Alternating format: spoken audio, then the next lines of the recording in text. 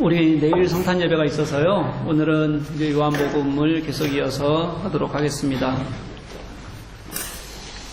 이제 2017년이 진짜 딱 한 주 남았습니다. 시간 참 빠른 것 같죠? 남은 일주일의 시간이 무엇을 바꿀 수 있는 시간은 아닌 것 같아요. 그렇지만 1년을 차분하게 돌아보기에는 충분한 시간이라는 생각이 들어요. 여러분 너무 먹고 마시고 즐기는 일에 일주일 쏟지 마십시오. 2017년을 차분히 좀 돌아보고요. 그리고 2018년을 새롭게 맞을 수 있으면 좋을 것 같습니다. 교회 다니면 그 정도 해야 되잖아요. 그렇죠? 아무도 대답 안 해요. 벌써 먹고 마시고 즐길 것으로 약속이 꽉 차신 분들은 양심상 대답하기 어렵죠. 네. 아, 거기는 대답해요? 이제 오늘 요한복음의 마지막 본문입니다. 그런데 어떠세요, 여러분? 오늘 본문 읽으시면서 베드로가 질문하는 거나 예수님이 대답하시는 거나 요한이 다시 한번 그것에 대해서 또다시 다시 설명하는 거나 오늘 본문 읽으시면서 조금 생뚱맞다, 이상하다 이런 느낌 혹시 안 드셨어요? 손 들어볼까요? 한번 세 가지 의견이 있습니다. 첫 번째는 뭐냐면 원래 말씀을 이해하지 못하니까 이상한 줄 모르겠다. 두 번째는 뭐냐면 조금 이상한 것 같다, 생뚱맞다. 세 번째는 하나도 이상하지 않다. 첫 번째 어떻게 한번 볼까? 원래 말씀을 잘 이해하지 못해서 나는 전혀 이상하지 않았다. 손 들어보세요. 네. 그러면 조금 이상한 것 같다, 생뚱맞은 것 같다. 손 들어보세요. 네. 이상한 줄 전혀 모르겠다 하시는 분 손 들어보세요. 네. 우리 10분 빼놓고는 전부 다 이런 거죠. 네가 무슨 말을 해도 나는 대답할 생각이 없으니 너는 네 하던 설교나 마저 해라. 네. 아주 굉장히 좋은 자세예요, 여러분. 네. 네. 좀 목사하는 얘기에 좀 호응도 하고 그러세요. 손들을 했더니 딱 10명도 굴고, 야. 한번 봐야죠. 왜 그러는지요. 이제 한번 보겠습니다. 이전 장면이 뭐였냐면요. 이전 장면에 이렇게 하시는 장면. 우리가 계속 보고 있어요. 내가 나를 사랑하느냐? 그렇게 물으셨고요. 그 다음에 그 물음에 네, 제가 예수님을 사랑하는 줄 예수님께서는 아십니다. 이렇게 고백하는 베드로의 장면이 나와요. 이 대화를 통해서 우리가 배운 것은 그겁니다. 예수님께서는 베드로의 깊은 상처를 회복시켜 주셨어요.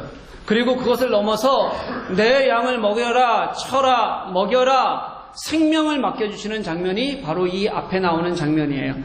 그리고 나서 예수님께서 하신 마지막 말씀이 뭐였냐면 이제 너는 복음에 매이게 될 거다. 그리고 복음 때문에 죽게 될 거야. 다시 말하면 사명을 네가 가지고 가게 될 텐데 사명을 따르려면 온갖 고난과 죽음마저도 감동해야 한다라고 말씀하신 거예요. 그리고 나서 마지막으로 하신 단어가 뭐냐면 이제 나를 따르라. 이게 바로 앞에 나오는 말씀이에요. 그럼 여기서 뭔가 이렇게 대답해야 되잖아요. 근데 베드로는 대뜸 그렇게 얘기하는 거예요. 그럼 저 요한은 어떻게 되는데요? 왜 갑자기 관심이 요한에게 갔을까? 그리고 예수님이 하신 대답의 의미는 도대체 뭘까? 왜 요한은 그 예수님의 대답에 다시 한번 또 설명을 덧붙이는 걸까? 좀 전개가 어수선한 것처럼 보이잖아요. 생뚱맞고. 우리는 오늘 이 본문에서 그럼 하고자 했던 말씀이 무엇인지 한번 좀 살펴보려고 합니다. 먼저 당시 초대교회 상황으로 한번 가볼게요, 여러분. 지금 우리는 성경이 있어요. 이 성경이 있기 때문에 이 성경을 통해서 그리스도의 복음이 어떤 게 옳은지 어떤 것이 옳지 않은지 우리는 배울 수 있고 알 수 있습니다. 하지만 초대교회는 그렇지 않았어요. 성경이 없었기 때문에 사도의 권위가 굉장히 중요한 역할을 하고 있을 때입니다. 성경조차 없으니까 이단도 너무 많아졌어요. 그리고 또 잘못된 가르침들도 늘 넘쳐났습니다. 그래서 진짜 복음이 뭔지 그리고 또 어떤 것이 잘못된 것인지를 누군가가 판단해 줘야 되는데 그것을 판단해 주고 가르쳐 주는 가장 큰 권위가 누구에게 있는 거냐면 사도들에게 있었어요. 그런데 문제는 사도들이 죽잖아요. 사도들이 다 순교했어요. 그리고 이제 마지막 남은 한 사람의 사도가 누구냐면 사도 요한이에요. 그러니 요한이 가지고 있는 이 초대교회에서 그가 가지고 있는 위치, 이게 그의 존재가 얼마나 컸을까라고 우리가 생각해 보는 것은 전혀 어렵지 않습니다. 그런데 문제가 있었어요. 어떤 문제가 있었냐면 초대교회에는 어떤 믿음이 있었는데 어떤 믿음이냐면 바로 이 마지막 남은 사도, 이 사도 요한이 죽기 전에 예수님이 오실 거다라는 분명한 믿음이 초대교회 사람들에게 쫙 퍼져 있었다는 거예요. 그렇지 않아도 그 사람들은 예수 믿기 힘들었거든요. 고단했거든요. 그런데 그렇게 예수 믿는 게 목숨을 내놓아야 되는 일이었어요. 그런 일이니까 그들은 예수님이 오시는 것을 당연히 기다리게 되고 기뻐하게 되고, 그래 우리가 예수님 오실 때까지만 참자, 진짜 고대하고 진짜 기대하는 마음으로 예수님을 그들은 기다렸어요. 여러분들이 기다리는 거하고 다르다고요. 우리가 기다리는 거하고요.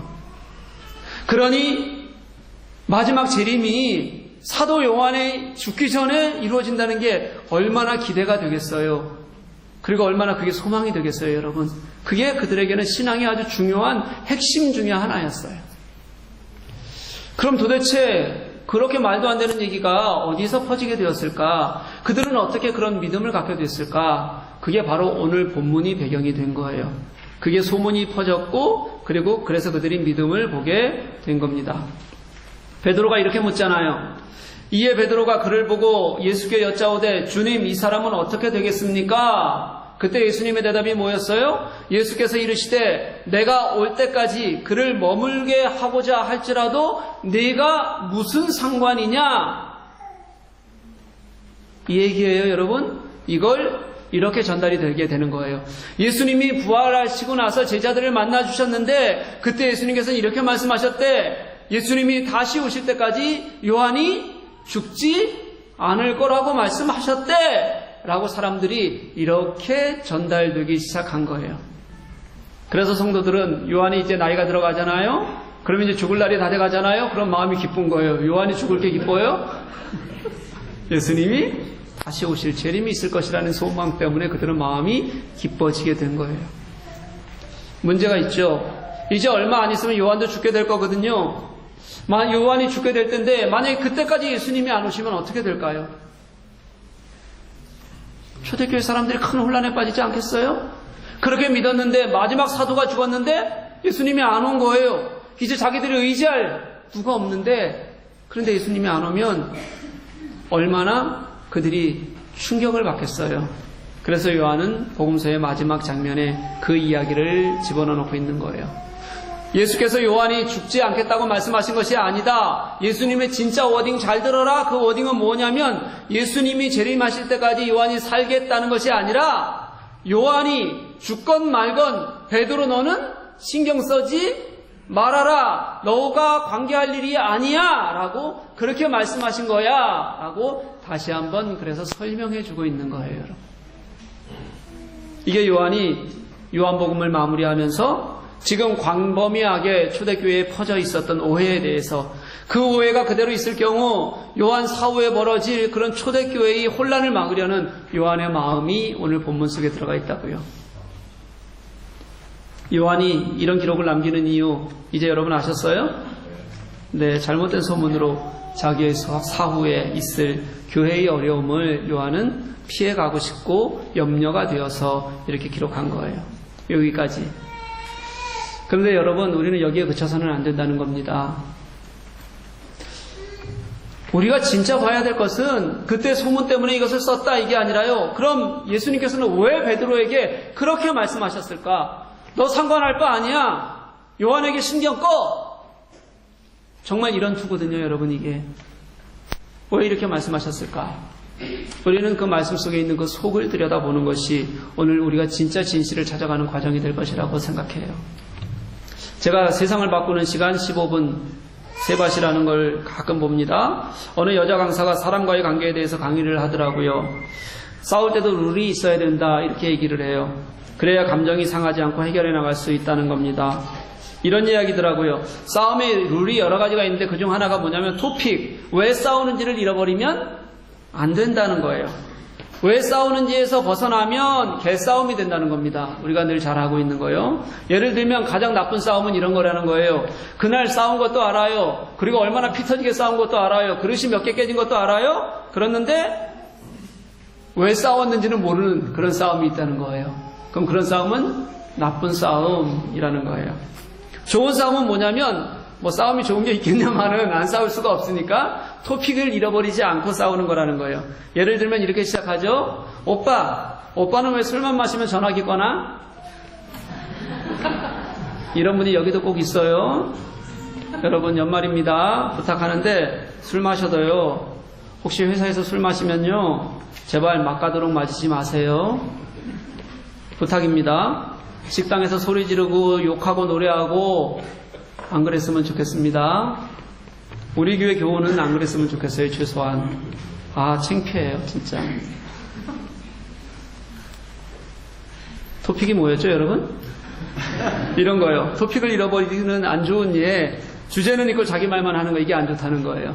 성경 공부할 때 그런 경우들 많습니다. 우리 아주머니들 참석하시는 성경 공부들. 네. 저는 성경 공부하고 싶은데 이분들은 꼭 딴 얘기 시작해서 딴 얘기 실컷 하다가 제가 무엇을 말하고 있는지까지도 까먹게 만드는 탁월한 실력을 가지신 분들이 아주 넘쳐납니다. 이거 굉장히 안 좋은 겁니다. 토픽이 뭐였어요? 이 싸움의 토픽이 지금? 오빠는 왜? 술만 마시면서 나기로 했거나 이거였어요. 그럼 얘기를 대부분 이렇게 진행하다 보면 어떻게 되냐면 내가 뭐 그렇게 잘못했다고 너는 맨날 그런 식으로 말을 하냐? 그러면 이렇게 얘기하죠. 그래 오빠는 매일 내가 말해도 아무리 말해도 들을 생각이 없지? 그러면 또 어떻게 해요? 어떻게 너는 말하는 투가 늘 그렇게 극단적이고 일방적이야? 이렇게 늘 말꼬리를 가지고 싸우는 겁니다. 그러면 왜 싸우는지도 모르고 결국 감정만 상하게 되는 거죠. 오빠들 휴대폰 꺼놓지 마십시오 제발. 우리 여동생들 굉장히 싫어합니다. 네. 뭐든 알맹이를 찾아가는 게 너무 중요해요 여러분. 오늘 본문도 예수께서 베드로에게 그렇게 말씀하신 이유가 더 중요하다는 거예요.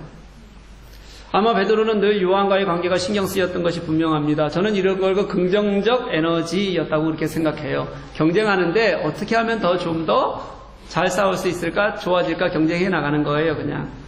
베드로는 예수님을 만나서 회복을 했어요. 그리고 예수님께서 내 양을 쳐라 사명을 받았습니다. 그럼 이제 어떻게 할까요? 베드로는 알아요. 이제 나는 나 자신도 분명히 죽으라면 죽을 거다라는 마음이 그때 분명히 들었을 거예요. 그 사명을 분명히 살 것 같은 마음도 분명히 베드로에게 있어요. 그런데도 궁금하긴 한 거예요. 요한은 어떻게 될 건가? 이게 그가 되게 궁금해서 그래서 묻는 거예요. 그때 예수님께서 대답하시는 말씀이 너는 네 사명을 살면 돼 이거라는 거예요. 오늘 본문 여러분 사실은 처음 시작에서부터 시작해서 무슨 얘기를 하고 싶어 하냐면 사명에 관한 이야기를 하고 싶어 해요. 한번 보십시오. 우리가 읽은 본문의 첫 문장이 이거예요. 한번 들어보세요. 베드로가 돌이켜 예수께서 사랑하시는 그 제자가 따르는 것을 보니 이게 첫 문장이에요. 예수께서 사랑하시는 제자가 따르는 것을 보니 19절에서 예수님께서 베드로에게 마지막으로 하신 말씀이 뭐라고요? 나를 따르라 말씀하셨어요. 그리고 20절에서 처음 본 문장이 뭐냐면 요한은 이미 보고 있는 거예요. 베드로는 보고 있어요. 뭘 봐요? 요한이 예수님을 따르고 있는 것을 보는 거예요. 여러분, 베드로는 예수님을 따르라는 명령을 받았어요. 그리고 나서 가장 먼저 눈에 딱 띄었는데 그게 뭐냐면 벌써 요한은 예수님을 뭐하고 있어요? 따르고 있어요. 지금 베드로의 눈앞에서는 following이요. 따르고 있는 요한을 보는 거지만 또 다른 차원으로 조금만 확대하면 뭐냐면 이미 제자가 무엇인지를 보여주고 있는 거예요. 이 말씀이. 그래서 묻는 겁니다. 저 제자요. 저렇게 예수님을 먼저 따르는 저 사람은 어떻게 될까요? 제자가 예수님을 따를 때의 결과가 그럼 뭘까요? 요한은 그럼 어떻게 될까요? 궁금할 수 있잖아요. 근데 예수님은 그럼에도 불구하고 사명이라는 게 무엇인지를 더 먼저 가르쳐 주시는 거예요. 베드로야, 이 문제가 지금 내가 관심을 둘 문제가 아니야. 요한이 어떻게 될 것인가? 그가 순교할 것인가 말 것인가? 이거는 나의 문제이지 지금 너에게는 유일하게 네가 결단하고 해야 될 하나의 의무가 있어. 그게 바로 뭐냐면 나를 따르는 거야. 그냥 너는 나를 따라오는 거야. 이렇게 말씀하시는 거예요. 여러분, 예수님이 우리를 공동체로 불러주셨잖아요. 그런데 우리는 이 공동체가 좀 착각하는 게 옆 사람이 어떻게 될 건가? 그리고 그가 어떻게 변할 것인가? 이것에 따라 결정되는 것처럼 착각하고 살아요. 근데 여러분 아니에요. 공동체는 하나를 이루는데요. 이 공동체가 정말 제대로 공동체를 이루는 방법은 내가 주님 앞에 어떻게 설 것인가예요, 여러분. 내가 어떻게 진짜 주님의 사명을 은혜로 살아갈 것인가? 그거에 따라서 결정이 된다고요. 예수님이 나에게 너는 나를 따라와 라고 말씀하시는데 우리는 저는요 주님 따를게요. 내가 서 있는 이 자리가 주님이 서 있는 자리가 되게 할게요. 이렇게 대답하지는 못하면서 다른 사람을 보고 그 다른 사람 너에게 관심을 가진단 말이죠. 늘. 베드로는 그런 것도 아니었어요. 베드로는 분명히 자기의 길을 갈 겁니다. 그럼에도 불구하고 이미 따르고 있는 그 제자가 궁금해서 물어본 거예요. 그런데도 예수님께서는 분명하게 다시 말씀하세요. 베드로야, 그게 너와 무슨 상관이냐? 지금 네가 할 길은 일어나서 나를 따르는 거야. 지금 따라오라고요.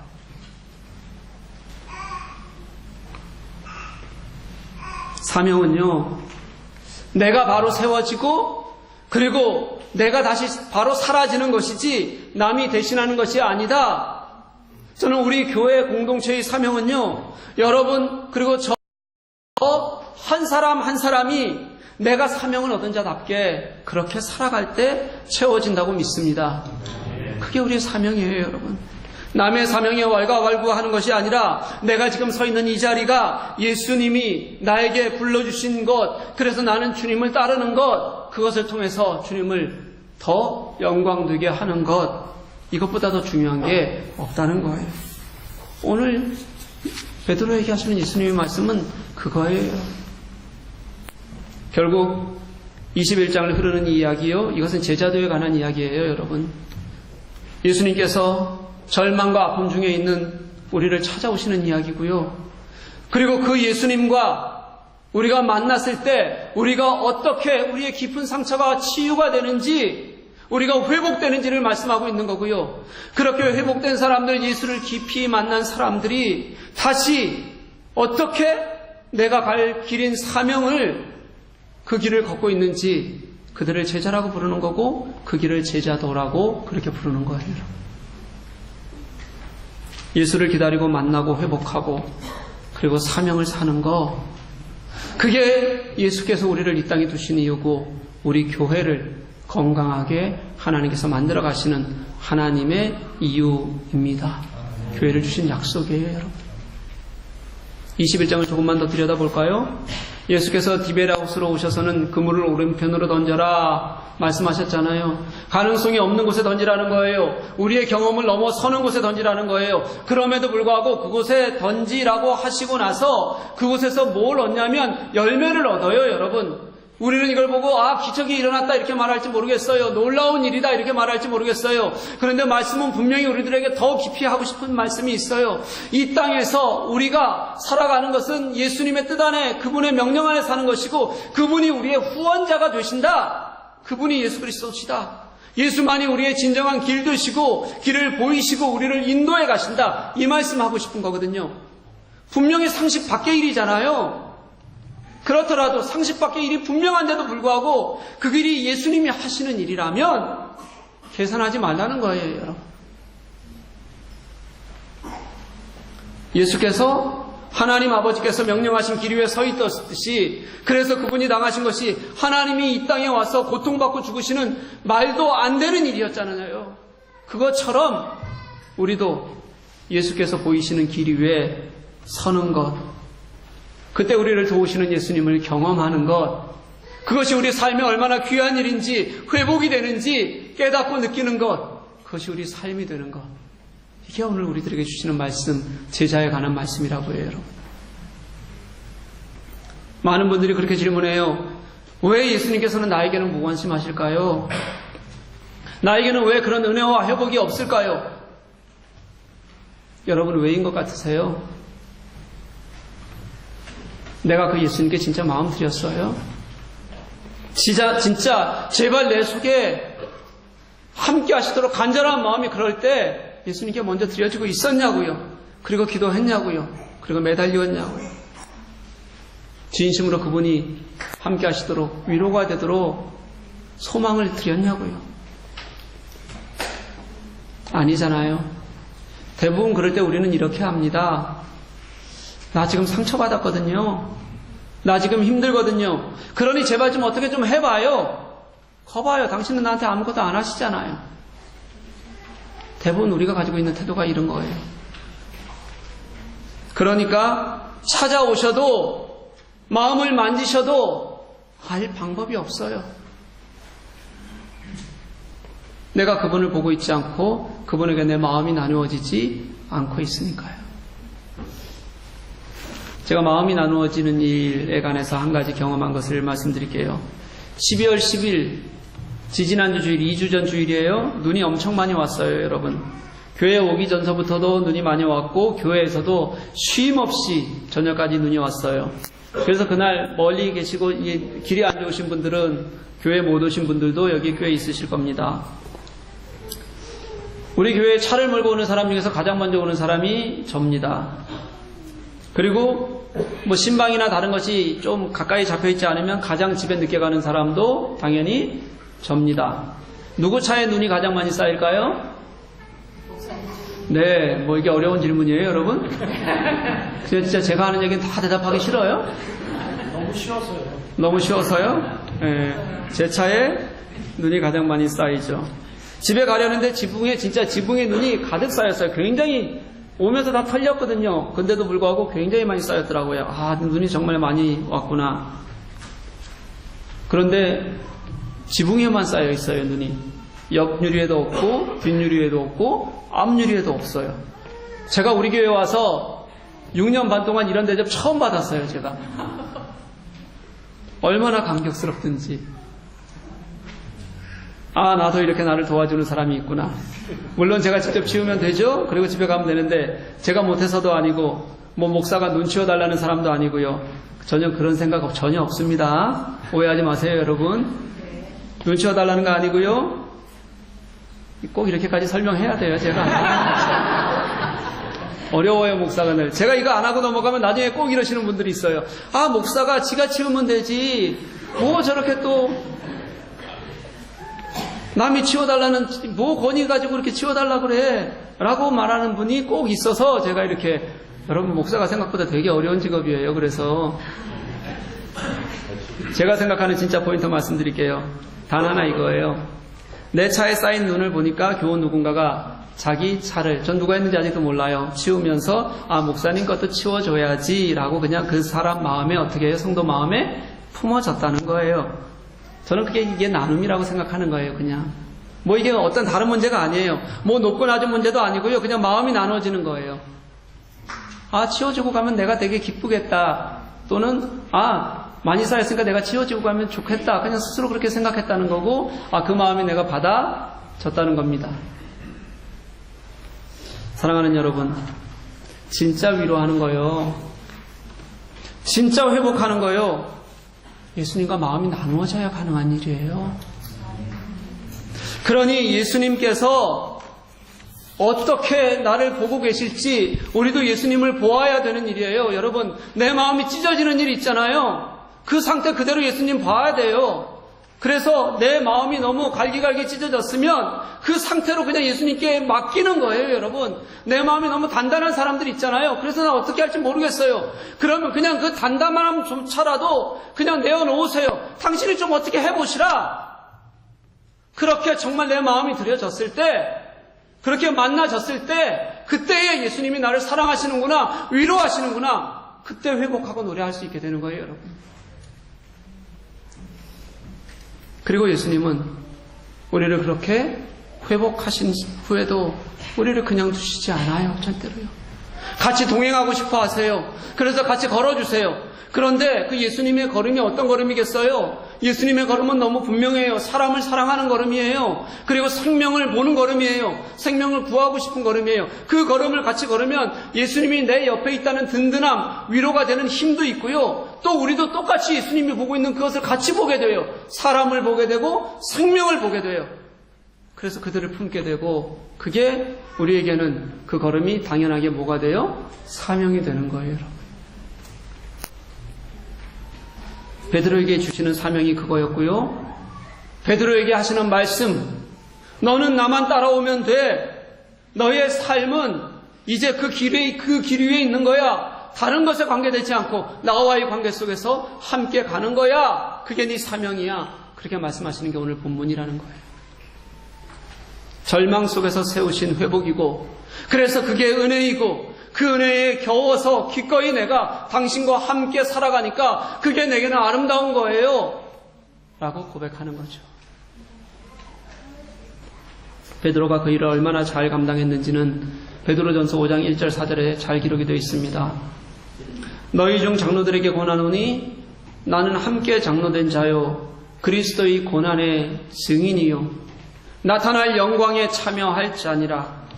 너희 중에 있는 하나님의 양무리를 치되 억지로 하지 말고 하나님의 뜻을 따라 자원함으로 하며 더러운 이득을 위하여 하지 말고 기꺼이 하며 맡은 자들에게 주장하는 자세를 하지 말고 양무리의 본이 되라. 그리하면 목자장이 나타나실 때에 시들지 아니하는 영광의 관을 얻으리라. 아멘. 현재의 고난이 얼마나 힘들겠어요. 그래도 그 고난을 그냥 당하는 고난이 아니다. 내가 그 고난의 증인이 되겠다는 거예요. 내가 그 고난이 그리스도의 고난의 증거가 된다면 내가 그 길을 기꺼이 가겠다. 그리고 나는 사명을 맡은 자의 본, 억지로 하지 않겠다. 자원하는 마음으로 하자. 더러운 이득을 위해서 내가 일을 하는 것이 아니다. 내 주장만 맞다고 나는 그렇게 주장하지 않는다. 그렇게 본이 되어서 사명을 다하는 것, 그게 예수님을 기다리는 마음이다. 사도 베드로는 그렇게 고백하고 그렇게 편지하고 있어요, 여러분. 사랑하는 교회 여러분, 이제 오늘로 요한복음을 마무리합니다. 저는 요한복음 전체에 흐르는 핵심이 하나님이신 예수님, 메시아로 이 땅에서 우리를 구원하신 예수 그리스도였다면 우리가 지금 읽어나가고 있는 이 21장에서는 우리에게 그 예수님을 만나서 회복하게 하시고 제자의 사명을 살라고 하시는, 그래서 나의 길을 예수 안에서만 예수를 따라 묵묵히 걷는 것이라고 말씀하시는 것, 그리고 그조차도 내가 아니라 예수께서 나를 찾아오셔서 회복해 하시는 은혜로 하신다는 것. 그래서 결국 모든 사명이 예수님, 그 예수님이 우리를 만나주심, 그 은혜에서 시작한다는 것이 얼마나 좋은지 모르겠어요, 여러분. 저는 오늘 말씀에서 듣습니다. 진짜 하나님의 사람은 자신의 사역을 통해서 자아와 개인적인 영광을 추구하지 않습니다. 겉으로는 교회를 탁월하게 섬긴다고 하면서 자신의 야망을 추구하는 일 하지 않습니다. 경쟁 심리 때문에 다른 이들을 상처 주지 않습니다. 교회의 크기가 돈의 크기든 아니면 건물의 크기든 그보다 더 좋은 무엇이든 그것을 사명으로 여기고 더 가진 것으로 하나님의 나라의 성공을 말하지 않습니다.